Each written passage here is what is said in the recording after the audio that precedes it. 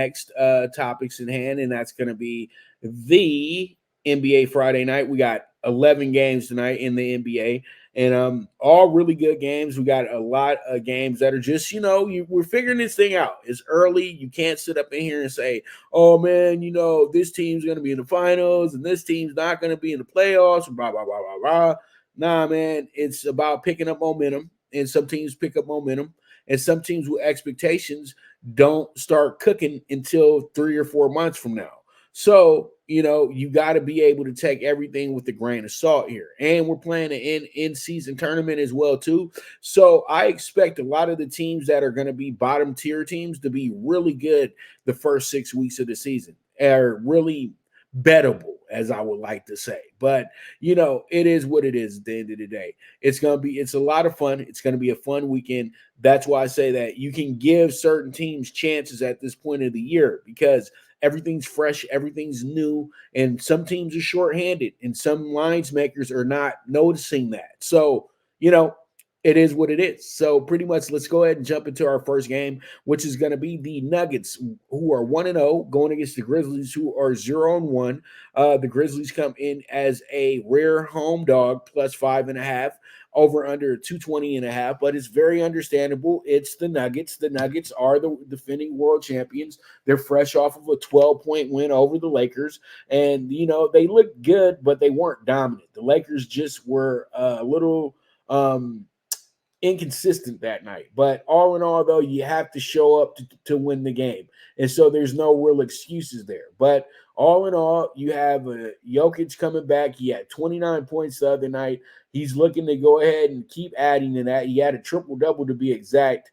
13 rebounds, 11 assists as well, too. So he's looking to keep adding on to that. Jamal Murray had 21 points the other night as well, too.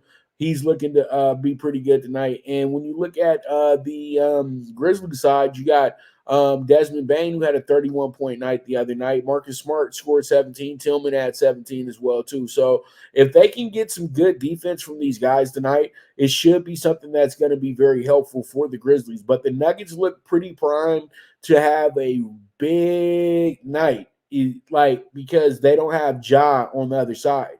Now, if they had Ja on the other side, it would be a little different, because they would have to be more accountable on the defensive end. And that means that this positionless lineup would get a little exposed, because they got guys that are very tall and athletic, but speed-wise, they might not be fast guys. You know what I mean? I don't see it. You know what I mean? And Caldwell Pope is a guy that would have been, keyed in on Morant tonight, but Morant probably would have had his way with them as well, too.